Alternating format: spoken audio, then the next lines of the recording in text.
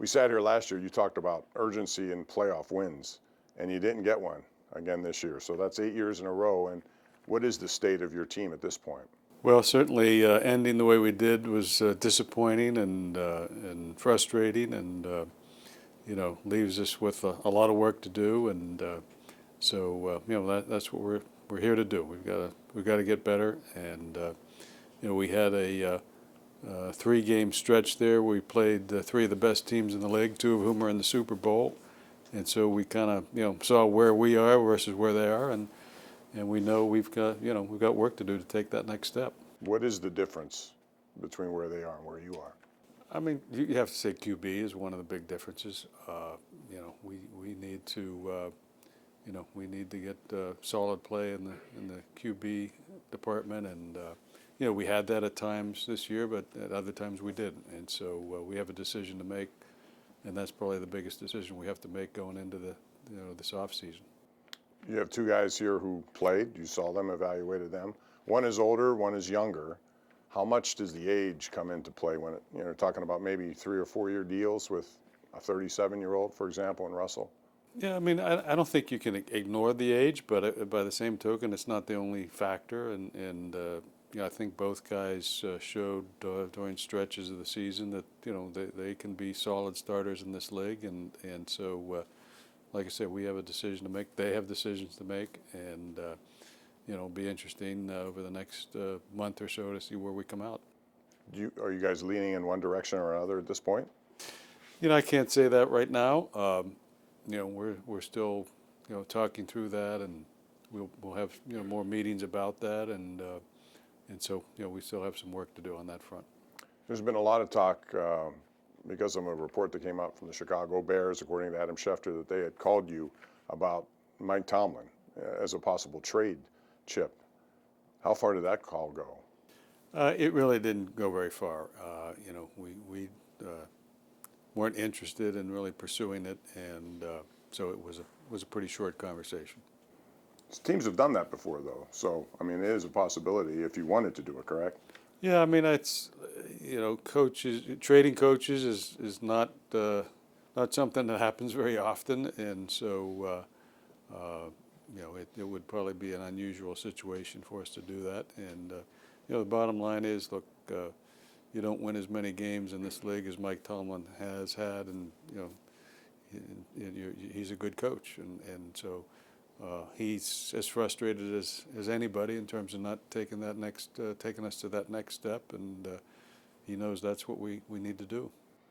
The postseason streak is something that people talk about versus the regular season, and I talked to Mike enough to know I don't think he really cares about all those wins in the regular season. It's about the postseason. So after 8 years, stability has been a good thing for you guys over the years, but when does stability become stale, that maybe you have to make some changes, if not with him, with other people on the staff? Well, look, when you talk about change, I mean, last year we made, significant changes on the offensive side of the ball, brought in a new coordinator, brought in some new position coaches on the offensive side. So, I would say it's not as though we haven't made any changes. Looking forward to the second year under Arthur Smith in terms of the offense, and preferably with one of the 2 quarterbacks we had on the roster this year, so we can, continue to develop that way. And we're not opposed to looking at changes when we need to make them. Organizational philosophies differ from club to club, franchise to franchise, and you've gone out of your way at times to make moves that maybe were unaccustomed to most people following the Steelers. That is, moving up to from 20 to 10 or whatever it was to get Devin Bush. If you found the quarterback this year that you may like, would you consider moving from 21 up to something else, and what would a trade like that look like? I think it's too early to kind of speculate on that kind of situation. I think all I could say is, we'll have to look at all the options and make the best decision we can as we get closer to the draft. Defensively, you had the highest paid defense. Were you disappointed with how they played down the stretch? Yeah, no question. I mean, it starts with stopping the run, and we didn't do that, and that's not Steeler football. And so, we need to look at that. I think, on the defensive line, we probably need to get a little younger there, even though, Cam had a great year, and God bless him, he's coming back for another year, and so we're fortunate to have him. but we may need to look to have some young blood on that on that defensive line this coming year. In addition to the quarterback situation, you also have some other things that have to be taken care of. I would imagine sooner rather than later. One of them would be George Pickens, a very talented wide receiver who's had some issues. The report came out he was late for the last game and tardiness and things of this nature. How much does that impact whether or not you want to deal with him longer term? George has room to grow, and that will impact our thoughts on how we go forward with him. And he's a tremendous talent, and we'd love to see him realize his full potential here, and so that's what we're going to try to do. And as far as his contract, we're just not in a position to really talk about that yet. But you have some cap money this year, and you have some interesting names in free agency. Would you be willing to make a big-time signing, maybe to add to wide receiver or any other position you felt the need to do?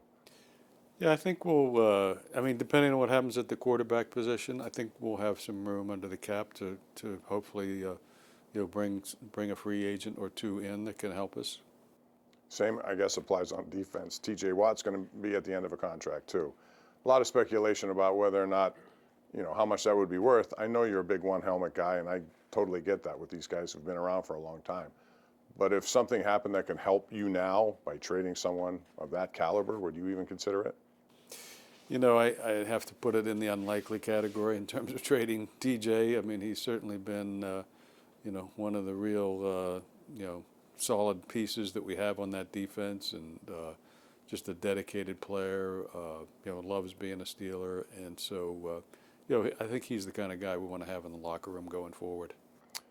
From an offensive line point of view, you had a couple of guys come out of nowhere, really. Frazier, second-round pick, did well. McCormick.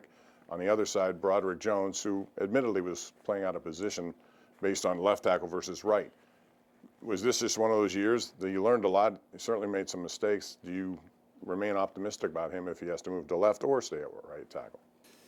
Yeah, I think, look, in general, I'm optimistic about the future of our offensive line. I think we have some, really good young players there that are going to continue to develop. And, two of them, we had two rookies that played virtually the whole season this year. And so looking forward to getting Troy back and potentially having Broderick move over to his natural side. So, again, in general, I'm optimistic about where our offensive line will go. You are always mindful of people that the run game is very important, being physical. You guys try to do that every year with good reason. You look around the NFL and see the teams that have been successful in this postseason. The run game has been big. To that end, you have a guy like Najee Harris who's at the end of a deal. You didn't pick up his option, but, man, I think he handled himself pretty professionally all year and had another good year. Where is that situation in your mind? Najee's a good player, and obviously he's going to have decisions to make. We have decisions to make. We have a position open in that room, and so we have to fill a position there, whether it's Najee or somebody else. So you've also added to your coaching staff over the years, quarterback coach. A lot of teams are going with passing coordinators, those sorts of things. Can you see expansion of your coaches that you have under Mike Tomlin? Is that a necessity, or does someone handle multiple duties in that role? I think we have people handling all those duties, even if they don't have the exact title that maybe other teams use. I think the size and the responsibilities on our coaching staff, are something to look at. But I don't see major changes in terms of titles or responsibilities on that on that front.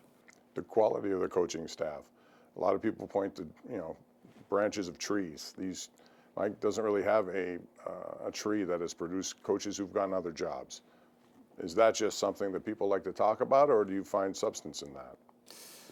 I don't think about that too much. I really just think about the coaches we have here and whether they're getting the job done. And we had a number of coaches get interviews this year for what it's worth. So it's not as though there aren't coaches on this staff that other teams are interested in.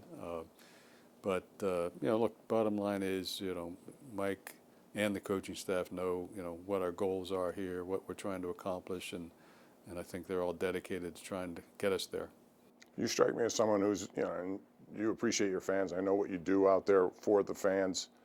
I'm sure you've gotten feedback from fans over maybe frustration levels, and I'm sure you probably share some of that. What are your expectations now? What can you tell people moving forward about 2025 season? Well, number one, I understand their frustration about how we finished 2024. I mean, it just wasn't good enough and not what we expected. And so, everybody in this building knows, we have work to do, and we've got to be better than that. And so, that's the most I can say right now is, we've got some big decisions to make, and we're going to be rolling up our sleeves and doing the best we can to make sure we're better next year. Anything further about Ireland playing games overseas? And there's talk about that every year. And I know there's a lot of speculation. Is that official, or is that getting close to being Nothing official? official in Ireland yet, but we're still optimistic that it's probably going to happen this coming season. And it'd be great to play. We haven't played in an international game in a long time now, so we're kind of due. And we'd love to be the first team to host a game in Ireland. And it's never too early talking about the draft in 2026. How's that come along? And I know people will look to April of 2026, but it takes a lot of time in advance of that to get it all. So what's the progress update on the draft? Yeah, I mean, the draft in 2026 will be here before you know it, and a lot of work to be done. Our friends over at Visit Pittsburgh are working hard, bringing all the pieces together, and, it's going to be a big undertaking, but we appreciate everybody coming together, and our host committee, a lot of people from, all parts of the community coming together to help make this a success. So we're looking forward to it. All right, thanks. Appreciate the time. Thank you. Good to be with you.